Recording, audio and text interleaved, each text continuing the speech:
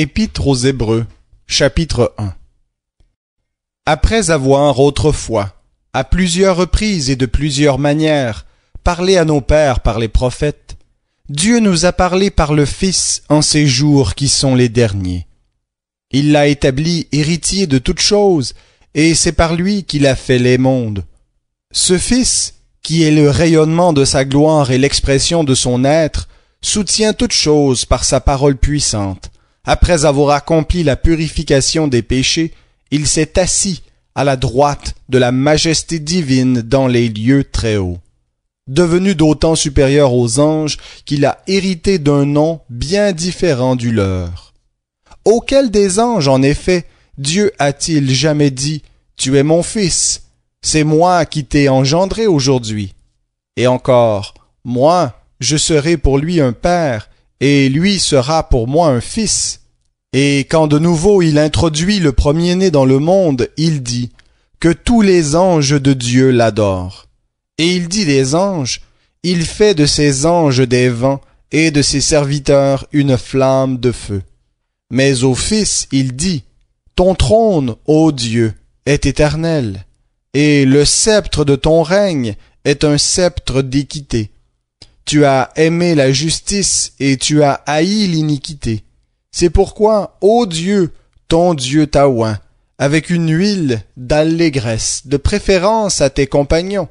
Et encore, toi, Seigneur, tu as au commencement fondé la terre, et les cieux sont l'ouvrage de tes mains. Ils périront, mais toi, tu demeures. Ils vieilliront tous comme un vêtement, tu les rouleras comme un manteau, et ils seront changés comme un vêtement. Mais toi, tu restes le même, et tes années ne finiront pas. Et auquel des anges a-t-il jamais dit, assieds-toi à ma droite, jusqu'à ce que je fasse de tes ennemis ton marchepied? Ne sont-ils pas tous des esprits au service de Dieu, envoyés pour exercer un ministère en faveur de ceux qui doivent hériter du salut? Épître aux Hébreux, chapitre 2. C'est pourquoi nous devons prêter une plus vive attention à ce que nous avons entendu, de peur d'aller à la dérive.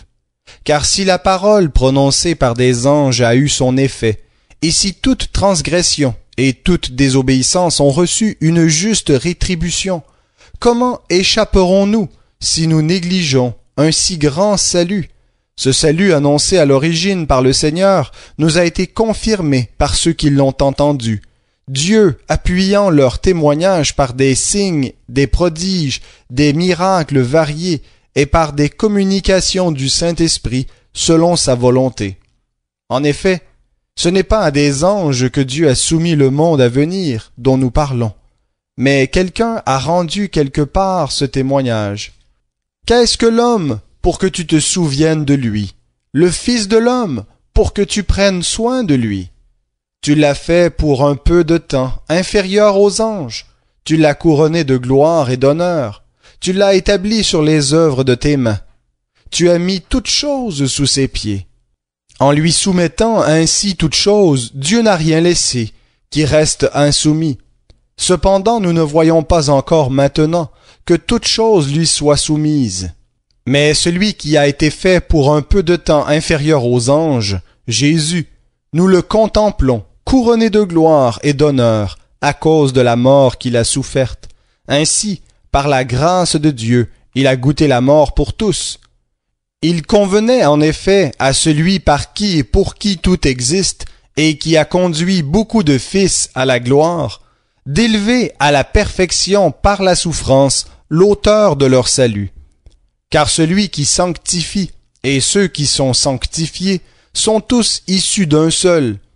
C'est la raison pour laquelle il n'a pas honte de les appeler frères, lorsqu'il dit « J'annoncerai ton nom à mes frères, je te louerai au milieu de l'assemblée, et encore, je placerai ma confiance en lui, et encore, me voici, moi et les enfants que Dieu m'a donnés. » Ainsi donc, puisque les enfants participent au sang et à la chair, lui aussi, d'une manière semblable, y a participé, afin d'écraser par sa mort celui qui détenait le pouvoir de la mort, c'est-à-dire le diable, et de délivrer tous ceux qui, par crainte de la mort, étaient toute leur vie retenus dans l'esclavage. Car ce n'est pas à des anges, assurément, qu'il vient en aide, mais c'est à la descendance d'Abraham qu'il vient en aide.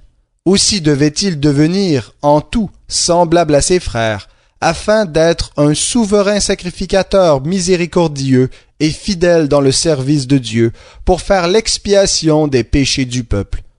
Car du fait qu'il a souffert lui-même quand il fut tenté, il peut secourir ceux qui sont tentés. Épître aux Hébreux, chapitre 3. C'est pourquoi, frères saints qui participez à la vocation céleste, considérez l'apôtre et le souverain sacrificateur de notre confession de foi, Jésus. Il a été fidèle à celui qui l'avait établi, comme Moïse le fut dans toute la maison de Dieu. En effet, il a été jugé digne d'une gloire d'autant supérieure à celle de Moïse, que celui qui a construit la maison a plus d'honneur que la maison elle-même. Car toute maison est construite par quelqu'un, mais celui qui a construit toute chose, c'est Dieu. Pour Moïse, il a été fidèle dans toute la maison de Dieu comme serviteur, pour rendre témoignage à ce qui serait annoncé. Mais Christ l'est comme un fils sur sa maison. Nous sommes sa maison, si nous retenons fermement jusqu'à la fin l'assurance et l'espérance dont nous nous glorifions. C'est pourquoi, selon ce que dit le Saint-Esprit, aujourd'hui, si vous entendez sa voix, n'endurcissez pas vos cœurs comme lors de la révolte, au jour de la tentation dans le désert, où vos pères me tentèrent pour m'éprouver. Ils virent mes œuvres pendant 40 ans. C'est pourquoi je fus indigné contre cette génération, et je dis, leur cœur s'égare toujours, et ils n'ont pas connu mes voies. J'ai donc juré dans ma colère, ils n'entreront certainement pas dans mon repos. Prenez donc garde, frères, que personne parmi vous n'ait un cœur méchant et incrédule au point de se détourner du Dieu vivant. Mais exhortez-vous chaque jour, aussi longtemps qu'on peut dire aujourd'hui, afin qu'aucun de vous ne s'endurcisse par la séduction du péché.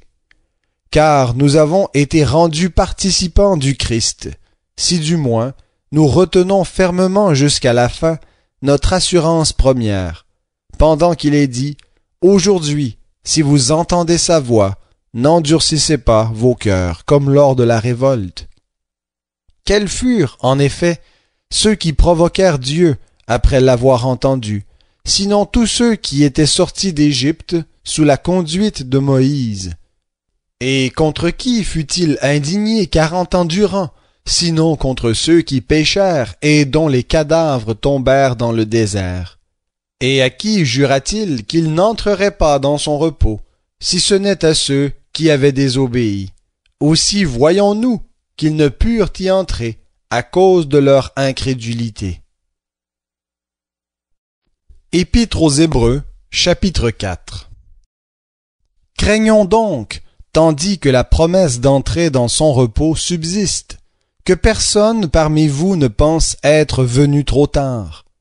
Car la bonne nouvelle nous a été annoncée, aussi bien qu'à eux, mais la parole qu'ils avaient écoutée ne leur servit de rien, car ceux qui l'entendirent ne la reçurent pas avec foi.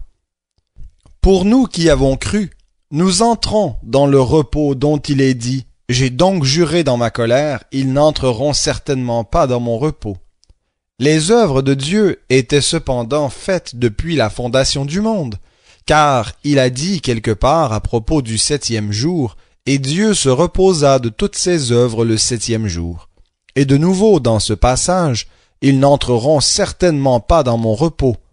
Ainsi, puisqu'il est réservé à certains d'y entrer, et que ceux qui avaient reçu les premiers cette bonne nouvelle n'y entrèrent pas, à cause de leur incrédulité, Dieu fixe de nouveau un jour, aujourd'hui, en disant bien longtemps après par la bouche de David, comme il a été dit plus haut, « Aujourd'hui, si vous entendez sa voix, n'endurcissez pas vos cœurs. » En effet, si Josué leur avait donné le repos, Dieu ne parlerait pas après cela d'un autre jour. Il reste donc un repos de sabbat pour le peuple de Dieu. Car celui qui entre dans le repos de Dieu se repose aussi de ses œuvres, comme Dieu se repose des siennes. Empressons-nous donc d'entrer dans ce repos-là, afin que personne ne tombe en suivant le même exemple de désobéissance. Car la parole de Dieu est vivante et efficace, plus acérée qu'aucune épée à double tranchant. Elle pénètre jusqu'à la division de l'âme et de l'esprit, des jointures et des moelles. Elle est juge des sentiments et des pensées du cœur. Il n'y a aucune créature qui soit invisible devant lui. Tout est mis à nu et terrassé aux yeux de celui à qui nous devons rendre compte. Puisque nous avons un grand souverain sacrificateur qui a traversé les cieux, Jésus, le Fils de Dieu, tenons fermement la confession de notre foi, car nous n'avons pas un souverain sacrificateur incapable de compatir à nos faiblesses, mais il a été tenté comme nous, à tous égards, sans commettre de péché. Approchons-nous donc, avec assurance, du trône de la grâce, afin d'obtenir miséricorde et de trouver grâce en vue d'un secours opportun. Épître aux Hébreux, chapitre 5. En effet, tout souverain sacrificateur pris parmi les hommes est établi pour les hommes dans le service de Dieu, afin de présenter des offrandes et des sacrifices pour les péchés. Il peut avoir de la compassion pour les ignorants et les égarés, puisque lui-même est sujet à la faiblesse. Et c'est à cause de cette faiblesse qu'il doit offrir pour lui-même aussi bien que pour le peuple des sacrifices pour les péchés. Nul ne s'attribue cet honneur, mais on y est appelé par Dieu comme le fut Aaron lui-même. De même, ce n'est pas le Christ qui s'est donné lui-même la gloire de devenir souverain sacrificateur, mais c'est celui qui lui a dit « Tu es mon fils, c'est moi qui t'ai engendré aujourd'hui ». De même, il dit encore ailleurs « Tu es sacrificateur pour l'éternité selon l'ordre de Melchisédek ». C'est lui qui, dans les jours de sa chair, offrit à grands cris et avec larmes des prières et des supplications à celui qui pouvait le sauver de la mort. Ayant été exaucé à cause de sa piété, il a appris, bien qu'il fût le Fils, l'obéissance par ce qu'il a souffert. Après avoir été élevé à la perfection, il est devenu pour tous ceux qui lui obéissent l'auteur d'un salut éternel. Dieu l'ayant proclamé souverain sacrificateur selon l'ordre de Melchisédek. À ce sujet, nous avons beaucoup à dire et des choses difficiles à expliquer, parce que vous êtes devenus lents à comprendre. Alors que vous deviez, avec le temps, être des maîtres, vous avez de nouveau besoin qu'on vous enseigne les premiers principes élémentaires des oracles de Dieu. Vous en êtes venus à avoir besoin de lait et non d'une nourriture solide. Or quiconque en est au lait n'a pas l'expérience de la parole de justice, car il est un enfant. Mais la nourriture solide est pour les hommes faits, pour ceux qui, par l'usage, ont le sens exercé au discernement du bien et du mal. Épître aux Hébreux, chapitre 6. C'est pourquoi, laissant l'enseignement élémentaire de la parole du Christ, tendons vers la perfection, sans poser de nouveau le fondement, repentance des œuvres mortes, foi en Dieu, doctrine des baptêmes, imposition des mains, résurrection des morts et jugement éternel. C'est ce que nous allons faire si Dieu le permet.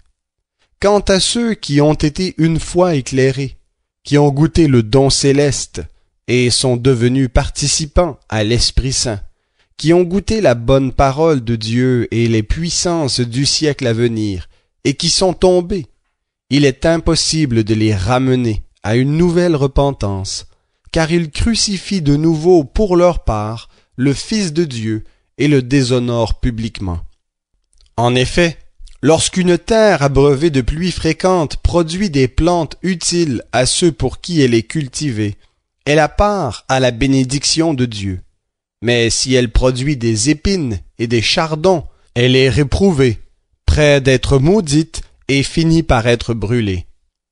Quoique nous parlions ainsi, bien-aimés, nous sommes convaincus que vous êtes dans des conditions meilleures et favorables au salut.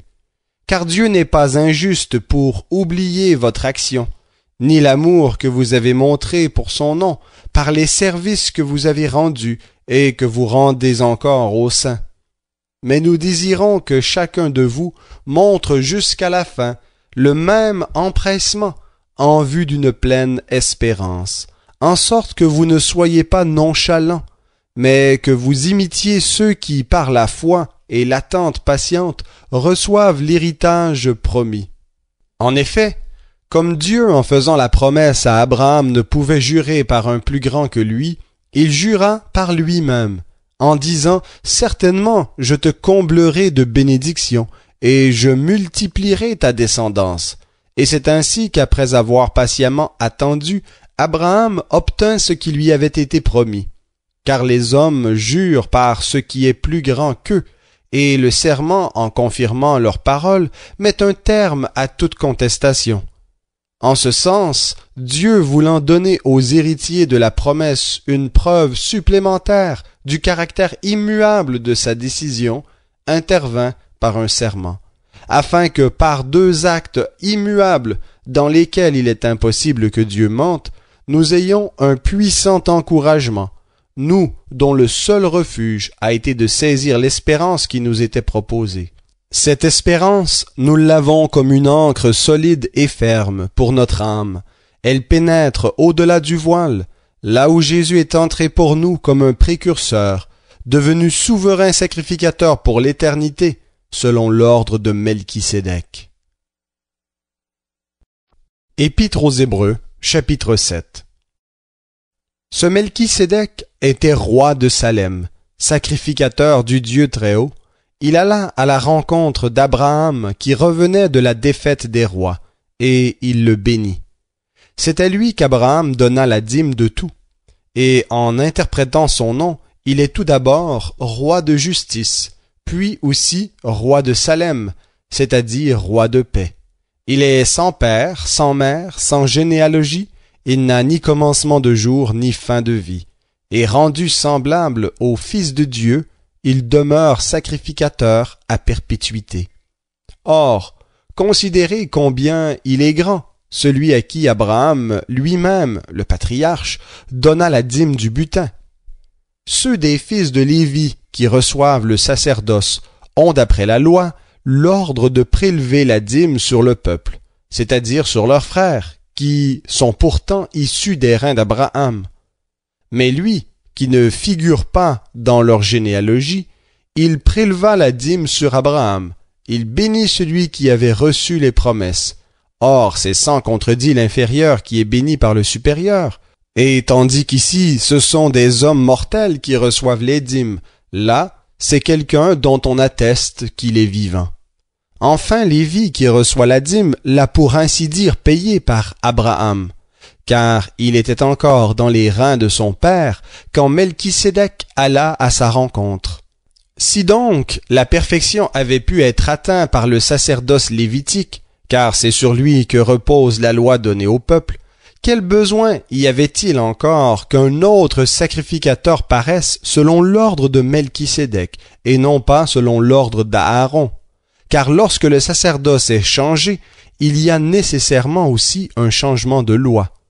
En effet, celui à qui s'appliquent ces paroles appartient à une autre tribu, dont personne n'a été attaché au service de l'autel, car il est notoire que notre Seigneur est originaire de Juda, tribu dont Moïse n'a rien dit concernant les sacrificateurs. Cela devient plus évident encore quand paraît à la ressemblance de Melchisédek un autre sacrificateur qui l'est devenu non par la loi d'une ordonnance charnelle, mais par la puissance d'une vie impérissable. Car ce témoignage lui est rendu. Tu es sacrificateur pour l'éternité selon l'ordre de Melchisédek. En effet, il y a d'une part suppression d'une ordonnance antérieure à cause de sa faiblesse et de son inutilité, car la loi n'a rien amené à la perfection, et d'autre part introduction d'une meilleure espérance par laquelle nous nous approchons de Dieu. et cela ne s'est pas fait sans serment. Les autres, en effet, sont devenus sacrificateurs sans serment, mais lui, Jésus, l'est devenu avec serment, par celui qui lui a dit, « Le Seigneur l'a juré, et il ne s'en repentira pas. Tu es sacrificateur pour l'éternité. » Jésus est devenu par cela même le garant d'une alliance meilleure. De plus, ces sacrificateurs ont existé en grand nombre, parce que la mort les empêchait d'être permanents. Mais lui, Jésus, parce qu'il demeure éternellement, possède le sacerdoce non transmissible. C'est pour cela aussi qu'il peut sauver parfaitement ceux qui s'approchent de Dieu par lui, étant toujours vivant pour intercéder en leur faveur. C'est bien un tel souverain sacrificateur qui nous convenait, saint, innocent, immaculé, séparé des pécheurs et plus élevé que les cieux, qui n'a pas besoin, comme les souverains sacrificateurs, d'offrir chaque jour des sacrifices, d'abord pour ses propres péchés et ensuite pour ceux du peuple. Cela, il l'a fait une fois pour toutes, en s'offrant lui-même. La loi, en effet, établit comme souverain sacrificateur des hommes sujets à la faiblesse, mais la parole du serment, postérieure à la loi, a établi le Fils qui est parvenu pour toujours à la perfection. Épître aux Hébreux, chapitre 8. Or, voici le point capital de ce que nous disons. Nous avons un souverain sacrificateur qui s'est assis à la droite du trône de la majesté divine dans les cieux. Il est ministre du sanctuaire et du véritable tabernacle, dressé par le Seigneur et non par un homme. Tout souverain sacrificateur, en effet, est établi pour présenter des offrandes et des sacrifices, d'où la nécessité pour lui aussi d'avoir quelque chose à présenter. Or, s'il était sur la terre, il ne serait pas même sacrificateur, étant donné qu'il y en a d'autres qui présentent des offrandes selon la loi. Ceux-ci célèbrent un culte qui est une image et une ombre des réalités célestes. Ainsi que Moïse en fut divinement averti, quand il allait construire le tabernacle. « Regarde, lui dit Dieu, tu feras tout d'après le modèle qui t'a été montré sur la montagne. » Mais maintenant, Christ a obtenu un ministère d'autant supérieur qu'il est médiateur d'une alliance meilleure, fondée sur de meilleures promesses. Si en effet la première alliance avait été irréprochable, il n'y aurait pas eu lieu d'en chercher une seconde. C'est bien en effet sous la forme d'un reproche que Dieu dit « Voici que les jours viennent, dit le Seigneur, où je conclurai une alliance nouvelle avec la maison d'Israël et la maison de Juda. Ce ne sera pas comme l'alliance que j'ai traitée avec leur père, le jour où je les ai pris par la main pour les faire sortir du pays d'Égypte, puisque eux-mêmes n'ont pas persévéré dans mon alliance. Moi aussi je ne me suis pas soucié d'eux, dit le Seigneur. Or, voici l'alliance que j'établirai avec la maison d'Israël après ces jours-là, dit le Seigneur. Je mettrai mes lois dans leur intelligence, je les inscrirai aussi dans leur cœur. Je serai leur Dieu, et ils seront mon peuple. Personne n'enseignera plus son concitoyen, ni personne son frère, en disant « Connais le Seigneur ». En effet, tous me connaîtront, depuis le plus petit jusqu'au plus grand d'entre eux. Car je leur ferai grâce de leurs injustices, et je ne me souviendrai plus de leurs péchés. En appelant nouvelle cette alliance, il a rendu ancienne la première. Or, ce qui est ancien et vieilli est sur le point de disparaître. Épître aux Hébreux, chapitre 9. La première alliance avait, elle aussi, ses ordonnances relatives au culte et son sanctuaire terrestre. En effet, un tabernacle avait été installé. Dans la première partie, appelée le lieu saint, se trouvait le chandelier, la table et les pains de proposition. Puis, derrière le second voile, se trouvait la partie appelée Saint des Saints. Elle contenait un brûle-parfum en or et l'arche de l'Alliance, entièrement recouverte d'or, dans laquelle il y avait une urne d'or contenant la manne, ainsi que le bâton d'Aaron qui avait fleuri, et les tables de l'Alliance. Au-dessus de l'arche se tenaient les chérubins de gloire, couvrant de leur ombre le propitiatoire. Il n'y a pas lieu d'en parler maintenant en détail. Tout cela, ainsi disposé, les sacrificateurs entrent en tout temps dans la première partie du tabernacle, lorsqu'ils accomplissent les cérémonies du culte. Mais dans la seconde, seul le souverain sacrificateur pénètre une fois par an, non sans y présenter du sang pour lui-même et pour les fautes du peuple. Le Saint-Esprit montrait par là que l'accès du Saint des Saints n'était pas encore ouvert tant que le premier tabernacle subsistait. C'est une figure pour le temps présent. Elle signifie que les dons et sacrifices présentés ne peuvent mener à la perfection sous le rapport de la conscience celui qui rend ce culte. Ce sont là des ordonnances charnelles relatives seulement à des aliments, des boissons et diverses ablutions, et imposées jusqu'à un temps de réforme. Mais Christ est venu comme souverain sacrificateur des biens à venir. Il a traversé le tabernacle plus grand et plus parfait, qui n'est pas construit par la main de l'homme, c'est-à-dire qui n'est pas de cette création. Et il est entré une fois pour toutes dans le sanctuaire, non avec le sang des boucs et des veaux, mais avec son propre sang. C'est ainsi qu'il nous a obtenu une rédemption éternelle. Car si le sang des boucs et des taureaux est la cendre d'une génisse qu'on répand sur ceux qui sont souillés, les sanctifie de manière à purifier la chair, combien plus le sang du Christ, qui par l'Esprit éternel s'est offert lui-même sans tache à Dieu, purifiera-t-il notre conscience des œuvres mortes pour que nous servions le Dieu vivant. Voilà pourquoi il est le médiateur d'une nouvelle alliance, afin qu'une mort ayant eu lieu pour le rachat des transgressions commises sous la première alliance, ceux qui sont appelés reçoivent la promesse de l'héritage éternel. Car là où il y a testament, il est nécessaire que la mort du testateur soit constatée.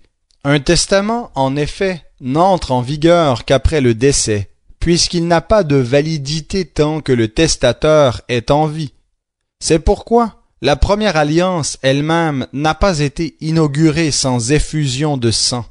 En effet, Moïse, après avoir énoncé pour tout le peuple chaque commandement selon la loi, prit le sang des veaux et des boucs avec de l'eau, de la laine écarlate et de l'hysope, et aspergea le livre lui-même et tout le peuple, en disant « Ceci est le sang de l'alliance que Dieu a ordonné pour vous. » Et de la même manière, il aspergea de sang le tabernacle et tous les objets du culte. Selon la loi, presque tout est purifié avec du sang, et sans effusion de sang, il n'y a pas de pardon.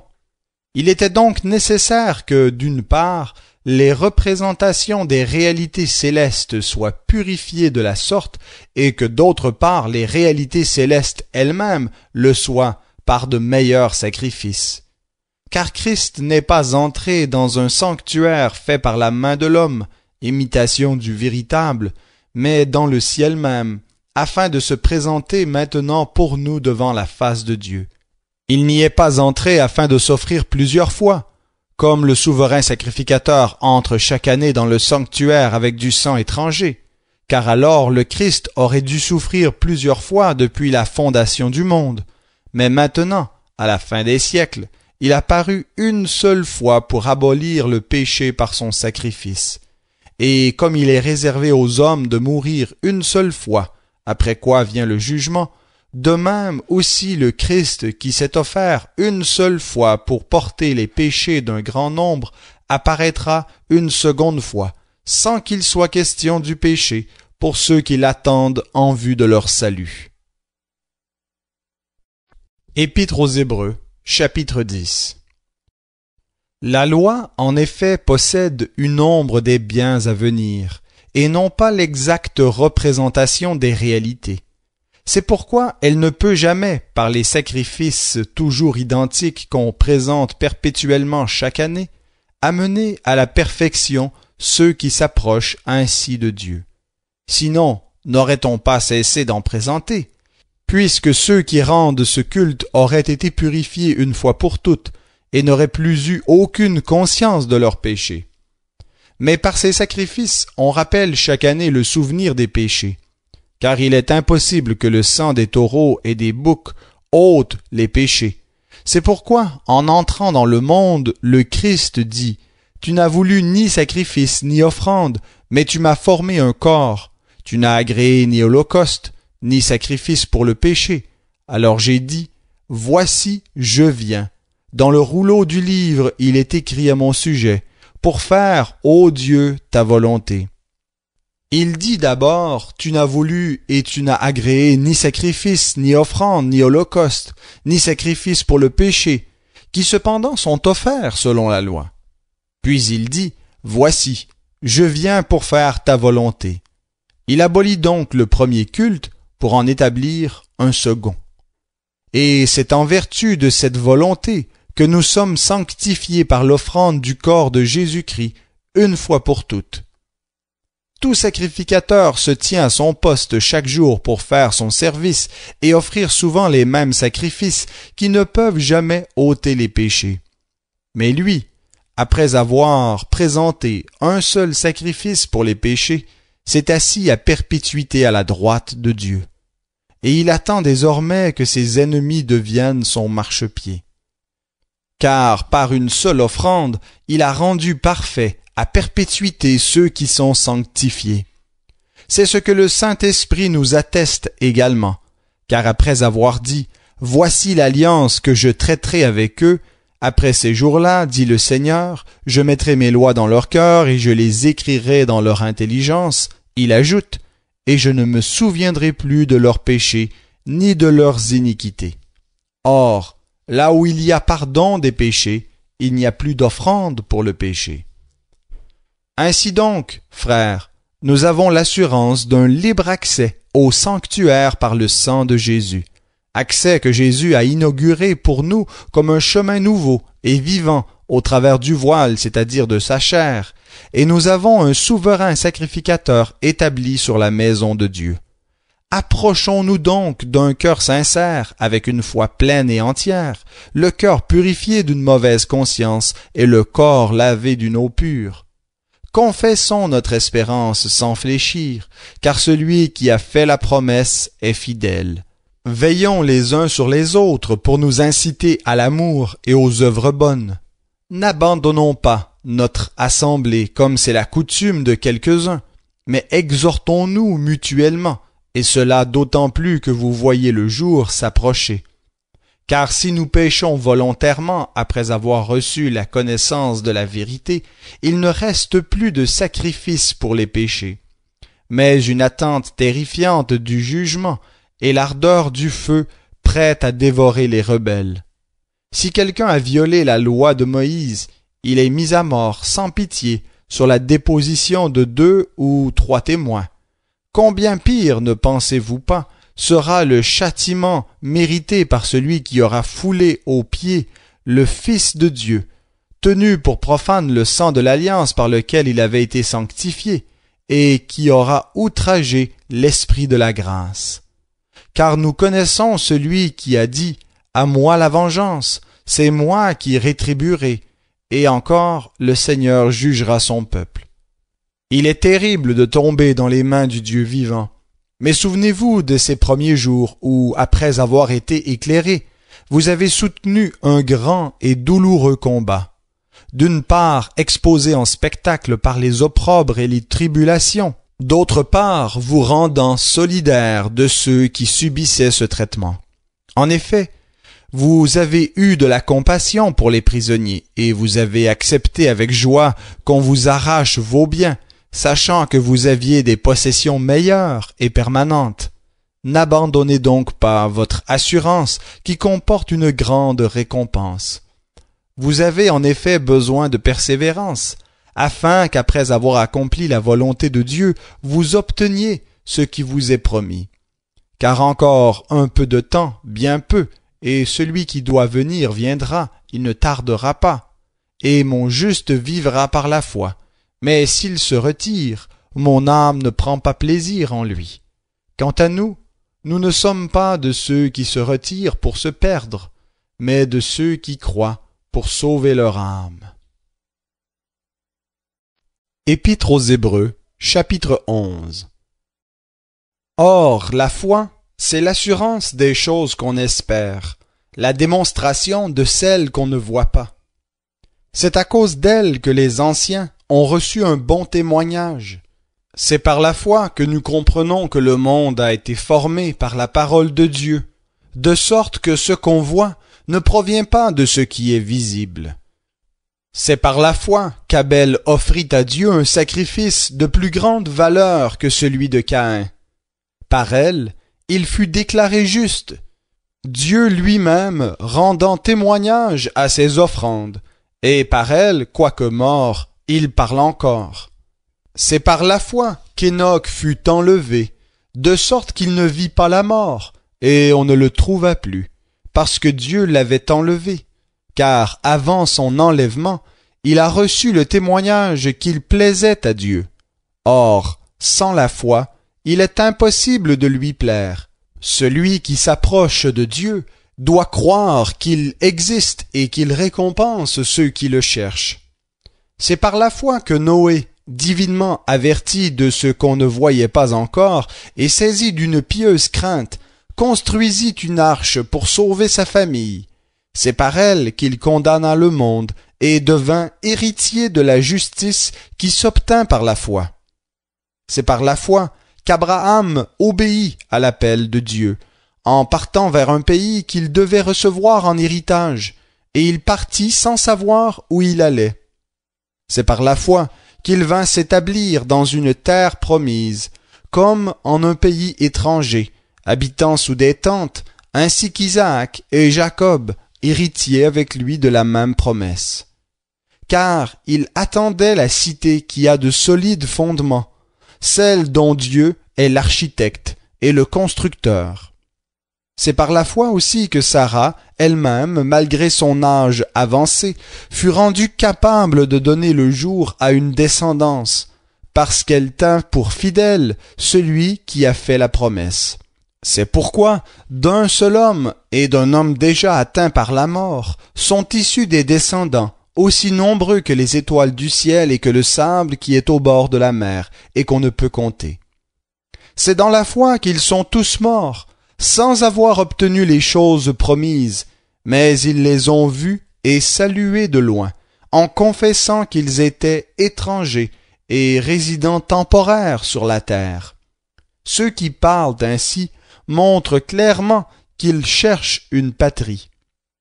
Et s'ils avaient eu la nostalgie de celle qu'ils avaient quittée, ils auraient eu l'occasion d'y retourner. Mais en réalité, ils aspirent à une patrie meilleure, c'est-à-dire céleste. C'est pourquoi Dieu n'a pas honte d'être appelé leur Dieu, car il leur a préparé une cité. C'est par la foi qu'Abraham, mis à l'épreuve, a offert Isaac. C'est son fils unique qu'il offrit, lui qui avait reçu les promesses, et à qui il avait été dit, c'est par Isaac que tu auras une descendance qui porte ton nom. Il comptait que Dieu est puissant, même pour faire ressusciter d'entre les morts. C'est pourquoi son fils lui fut rendu. Il y a là un symbole. C'est par la foi qu'Isaac bénit Jacob et Ésaü en vue de l'avenir. C'est par la foi que Jacob, au moment de mourir, bénit chacun des fils de Joseph et qu'il se prosterna en s'appuyant sur l'extrémité de son bâton. C'est par la foi que Joseph, proche de sa fin, fit mention de l'exode des fils d'Israël et qu'il donna des ordres au sujet de ses ossements. C'est par la foi que Moïse, à sa naissance, fut caché pendant 3 mois par ses parents, car ils virent que l'enfant était beau et ne craignirent pas l'édit du roi. C'est par la foi que, devenu grand, Moïse refusa d'être appelé fils de la fille de Pharaon, aimant mieux être maltraité avec le peuple de Dieu que d'avoir la jouissance éphémère du péché. Il estimait, en effet, que l'opprobre du Christ était une plus grande richesse que les trésors de l'Égypte, car il regardait plus loin vers la récompense. C'est par la foi qu'il quitta l'Égypte sans craindre la fureur du roi, car il tint ferme, comme voyant celui qui est invisible.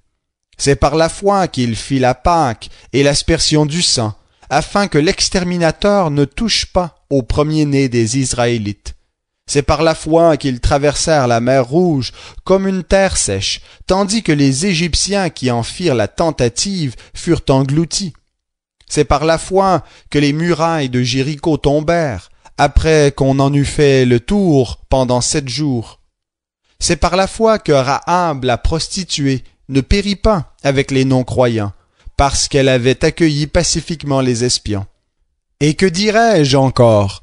Car le temps me manquerait si je passais en revue Gédéon, Barak, Samson, Jephthé, David, Samuel et les prophètes, qui par la foi vainquirent des royaumes, exercèrent la justice, obtinrent des promesses, fermèrent la gueule des lions, éteignirent la puissance du feu, échappèrent aux tranchants de l'épée, reprirent des forces après avoir été malades, furent vaillants à la guerre et mirent en fuite des armées étrangères. Des femmes retrouvèrent leur mort par la résurrection. D'autres furent torturées et n'acceptèrent pas de délivrance afin d'obtenir une résurrection meilleure. D'autres éprouvèrent les moqueries et le fouet, bien plus les chaînes et la prison. Ils furent lapidés, mis à l'épreuve, sciés, ils furent tués par l'épée, ils allèrent çà et là, vêtus de peaux de brebis et de peaux de chèvre, dénués de tout, opprimés, maltraités. Eux dont le monde n'était pas digne, errant dans les déserts, les montagnes, les cavernes et les antres de la terre. Et tous ceux-là, qui avaient reçu par leur foi un bon témoignage, n'ont pas obtenu ce qui leur avait été promis. Car Dieu avait en vue quelque chose de meilleur pour nous, afin qu'ils ne parviennent pas sans nous à la perfection. Épître aux Hébreux, chapitre 12. Nous donc aussi, puisque nous sommes environnés d'une si grande nuée de témoins, rejetons tout fardeau et le péché qui nous enveloppe si facilement, et courons avec persévérance l'épreuve qui nous est proposée, les yeux fixés sur Jésus, qui est l'auteur de la foi et qui l'amène à la perfection. Au lieu de la joie qui lui était proposée, il a supporté la croix, méprisé la honte, et s'est assis à la droite du trône de Dieu. Considérez en effet celui qui a enduré de la part des pécheurs une telle opposition contre sa personne, afin que vous ne vous fatiguiez pas, l'âme découragée. Vous n'avez pas encore résisté jusqu'au sang en combattant contre le péché, et vous avez oublié l'exhortation qui vous est adressée comme à des fils.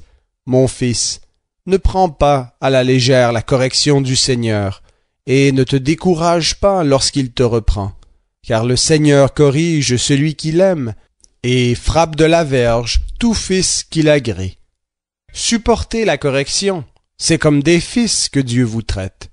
Car quel est le fils que le père ne corrige pas? Mais si vous êtes exempts de la correction à laquelle tous ont part, vous êtes alors des bâtards et non des fils.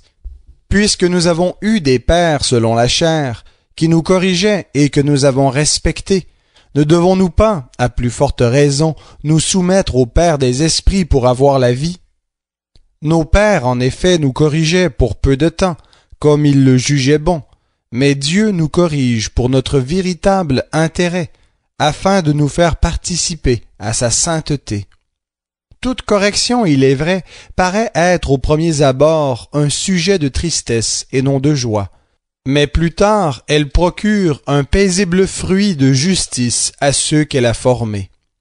C'est pourquoi redressez les mains abattues et les genoux paralysés, que vos pieds suivent des pistes droites, afin que ce qui est boiteux ne dévie pas, mais plutôt soit guéri. Recherchez la paix avec tous, et la sanctification, sans laquelle personne ne verra le Seigneur. Veillez à ce que personne ne se prive de la grâce de Dieu, à ce qu'aucune racine d'amertume ne produise des rejetons et ne cause du trouble, et que plusieurs n'en soient infectés. Veillez à ce que personne ne soit débauché ni profanateur comme Ésaü, qui pour un seul plat vendit son droit d'aînesse. Vous savez que plus tard, quand il voulut hériter de la bénédiction, il fut rejeté, car il ne trouva pas moyen d'amener son père à changer d'avis. bien qu'il l'ait cherché avec larmes.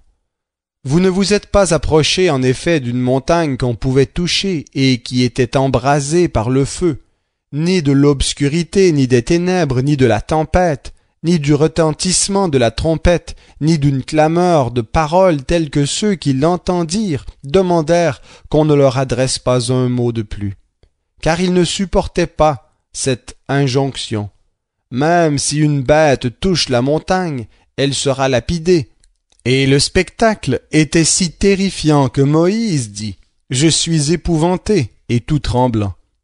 Mais au contraire, vous vous êtes approchés de la montagne de Sion, de la cité du Dieu vivant, la Jérusalem céleste, des myriades d'anges, de la réunion de l'assemblée des premiers-nés inscrits dans les cieux, de Dieu, juge de tous, des esprits des justes parvenus à la perfection, de Jésus, médiateur d'une nouvelle alliance, et du sang de l'aspersion qui parle mieux que celui d'Abel. Prenez garde, ne repoussez pas celui qui vous parle, car si ceux qui repoussèrent celui qui sur la terre les avertissait n'ont pas échappé au châtiment, à bien plus forte raison ne pourrons-nous y échapper nous-mêmes si nous nous détournons de celui qui des cieux nous avertit. Sa voix ébranla alors la terre, et maintenant il nous a fait cette promesse. Une fois encore je ferai trembler non seulement la terre, mais aussi le ciel.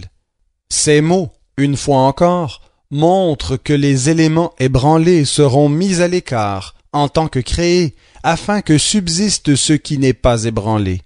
C'est pourquoi, puisque nous recevons un royaume inébranlable, ayons de la reconnaissance en rendant à Dieu un culte qui lui soit agréable, avec piété et avec crainte, car notre Dieu est aussi un feu dévorant.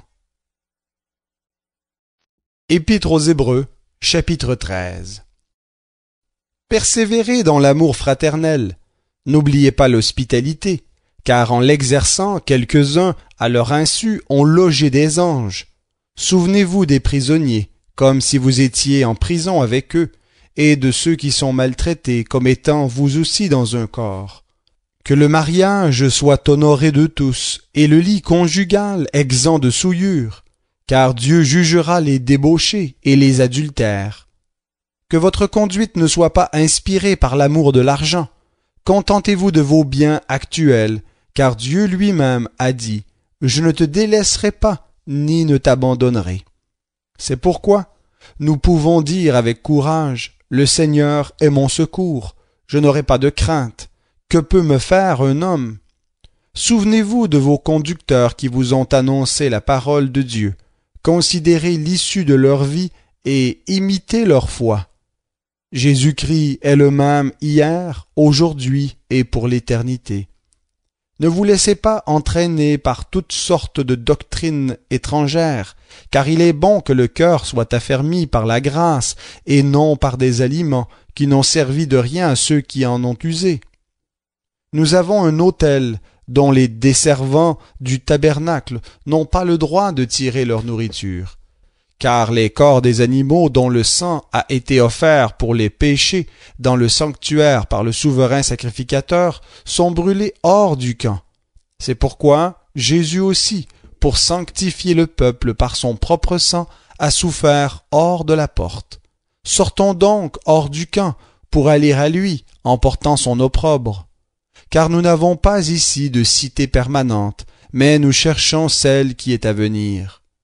Par lui, offrons sans cesse à Dieu un sacrifice de louange, c'est-à-dire le fruit de lèvres qui confessent son nom. Cependant, n'oubliez pas la bienfaisance et la libéralité, car c'est à de tels sacrifices que Dieu prend plaisir. Obéissez à vos conducteurs et soyez leur soumis, car ils veillent au bien de vos âmes, dont ils devront rendre compte. Faites en sorte qu'ils puissent le faire avec joie, et non en gémissant, ce qui ne serait pas à votre avantage. Priez pour nous, car nous sommes convaincus d'avoir une bonne conscience, avec la volonté de nous bien conduire à tous égards. Je vous demande instamment de le faire, afin que je vous sois rendu plus tôt. Que le Dieu de paix, qui a ramené d'entre les morts le grand berger des brebis par le sang d'une alliance éternelle, notre Seigneur Jésus, vous rende apte à tout ce qui est bien pour faire sa volonté, et qu'il fasse en nous ce qui lui est agréable par Jésus-Christ, à qui soit la gloire au siècle des siècles. Amen. Je vous demande, frères, de supporter cette parole d'exhortation, car je vous ai écrit brièvement. Sachez que notre frère Timothée a été relâché. S'il arrive assez tôt, j'irai vous voir avec lui. Saluez tous vos conducteurs et tous les saints. Ceux d'Italie vous saluent. Que la grâce soit avec vous tous.